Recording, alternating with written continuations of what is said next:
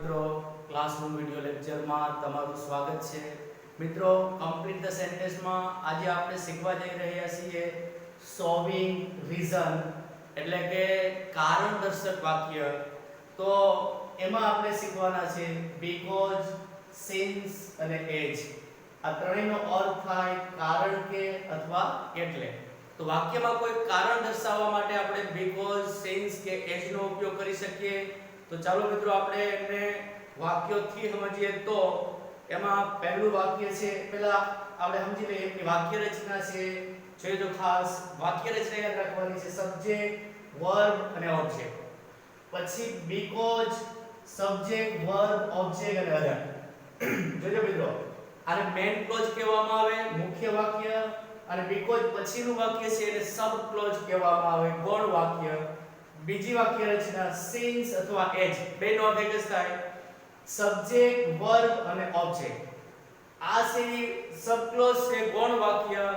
અને subject, verb, object અધર આને main વાક્ય કહેવામાં આવે. ફરી યાદ અપાવું છું, સબ્જેક્ટ, વર્બ, ઓબ્જેક્ટ આને રિઝલ્ટ ક્લોઝ કહેવામાં આવે, પરિણામ દર્શક વાક્ય.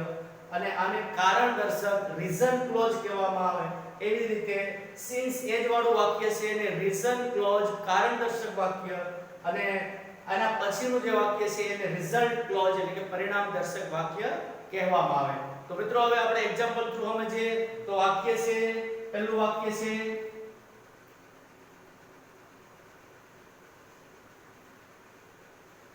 I did not attend the class yesterday. પછી અહીંથી કમ્પ્લીટ કરવાનું છે વાક્ય. કૌંસમાં છે because અને ill એટલે બીમાર. તો મિત્રો આને આપણે કમ્પ્લીટ કરવાનું છે. તો I did not attend the class yesterday. મેં ગઈકાલે ક્લાસમાં હાજરી આપી નહીં. હવે અહીંથી આપણે આ શબ્દો અહીંયા મૂકીએ તો ગુજરાતી થશે કારણ કે. આગળ સબ્જેક્ટ તરીકે આવી છે એટલે અહીંયા જ રહેશે કારણ કે હું બીમાર હતો. તો અહીંથી આપણે આગળ વધીએ because સબ્જેક્ટ તરીકે I. હવે ill છે વિશેષણ છે એટલે અહીં ટુ રૂપ આવશે was ill. Full stop. આવું થશે. ત્યારબાદ મિત્રો આગળ વધીએ, બીજું વાક્ય લઉં છું. હવે જોજો, સિન્સ અને એજ વાળું વાક્ય અમે લઉં છું. તો એમાં ખાસ સમજો, કારણ દર્શક વાક્ય પહેલા હશે તો વાક્ય આવું હશે: since she was careless. Since she was careless, ખાલી જગ્યા within bracket કૌંસમાં છે પાસ અને એક્ઝામ. તો આગળનું વાક્યનું ગુજરાતી થશે તેણી બેદરકાર હતી એટલે. હવે આ શબ્દો અહીંયા મૂકીએ તો વાક્ય નકાર બનશે એટલે ગુજરાતી થશે તેણીએ પરીક્ષા પાસ કરી નહીં અથવા પાસ કરી શકી નહીં. બે રીતે લઈ શકીએ. તો ઉપરની રચના પ્રમાણે અહીંથી વધીએ. આગળ સી છે એટલે સી could not અથવા did not પણ લઈ શકાય. she could not pass the exam. મિત્રો સમજો, આનું ગુજરાતી આમ પણ થાય. જોજો, તેની પરીક્ષા પાસ કરી ન શકી નહીં કારણ કે તેણી બેદરકાર હતી. અથવા બીજી રીતે બોલીએ તો તેણી બેદરકાર હતી કારણ કે તેણી બેદરકાર હતી એટલે તેણી પરીક્ષા પાસ કરી શકી નહીં. ત્યારબાદ મિત્રો આગળ વધીએ. નેક્સ્ટ વાક્ય છે we missed the train. We missed the train. અમે ટ્રેન ચૂકી ગયા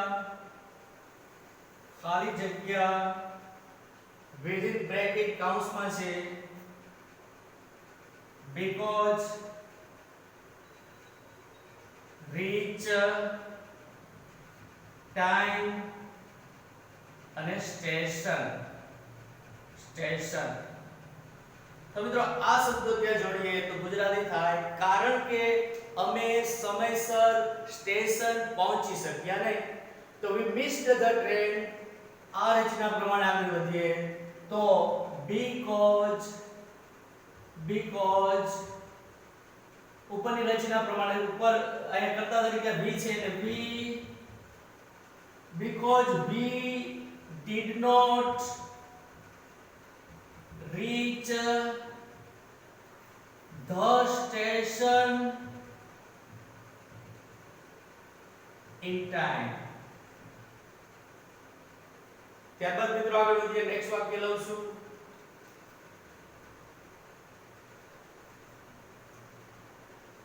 as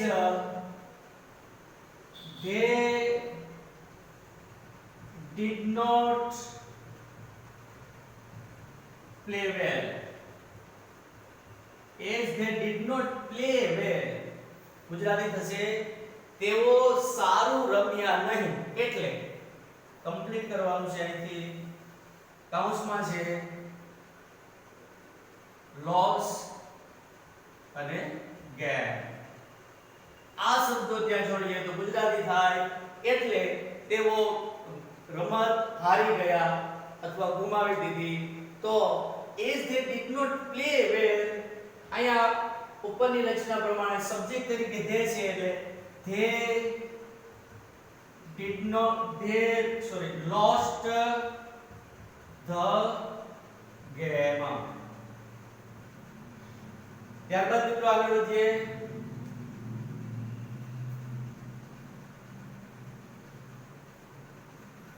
Maya was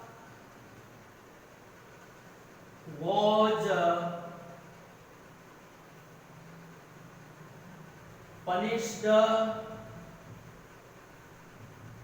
in the class. Maya was punished in the class. खाली जगह within brackets because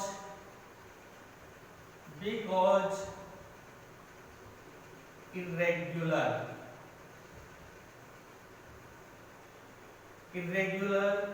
અને ક્લાસ હવે મિત્રો જોજો Maya was punished in the class માયાને ક્લાસમાં સજા કરવામાં આવી હતી અહીંથી શબ્દો આપણે આગળ લઈએ તો because કારણ કે she was irregular in the class. તો મિત્રો આજે આપણે complete the sentence માં ટોપિક શીખા solving reason એમાં આપણે શીખા because since and as ખાસ તમારે માત્ર આ બે વાક્ય રચના યાદ રાખવાની છે બીજું કે મિત્રો હવે બે ચાર ટોપિક કમ્પ્લીટ ધ સેન્ટેન્સ માં રહ્યા છે એ પૂરું કરીને હવે આપણે ટેક્સ્ટ બુક ઉપર જશું ત્યારે જ્યારે લેક્ચર હશે એની પહેલા હું કહી દઈશ તમને કે તમારી પાસે એ ટેક્સ્ટ બુક સાથે રાખવાની હારે આમાં હશે જ પણ તોય સાથે રાખવાની thank you for watching this video lecture